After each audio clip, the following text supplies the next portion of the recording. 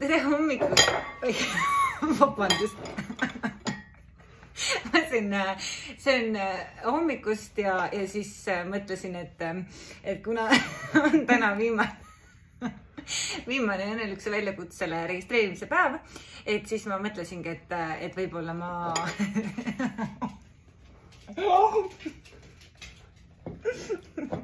et igal juhul, et täna on viimane päev registreerida õnnelükse väljakutsele, 1. juunil me siis alustame ja siis mõtlesin, et ma räägin teile natuke, miks peaks üldse tulema. Põhiliselt on see teema, et õnnelikkusel on 4 hormooni ja meil on näiteks endorfiin, meil on serotoniin, siis on seal dopamiin, vabandust, ja 4. on oksüdotsiin. Nii, ja eks see lonksu.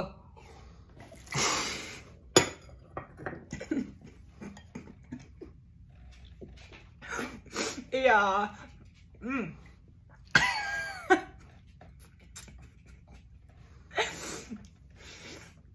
nii.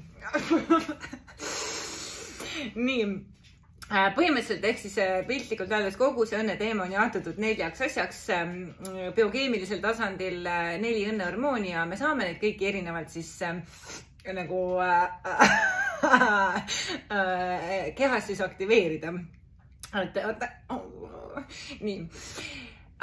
Ja siis õnnelükse väljakutsele peaksitegi tulema sellepärast, et siis saada õppida selgeks, mismoodi aktiveerida neid õnnelihaseid ja õnnehormoone enda kehas niimoodi, et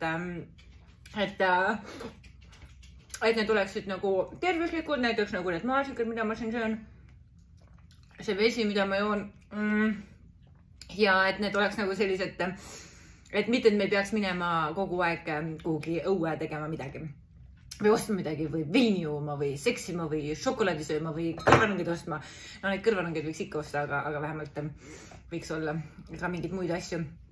Ehk siis täiega, õnnelükse väljakutse on sinu jaoks, kui sina tahad olla õnnelik. Yes, ma tahaks hullult praegu, et ma olen nii tugev. Jäätise soov. Midagi rääkida, mida. Kõik. Rohkem ma midagi ei ütle. Nüüd on aeg sul registreerida, et sa ei jääks maha. Sest kes maha jääb, see ilma jääb. Jep, aeg on juba täis.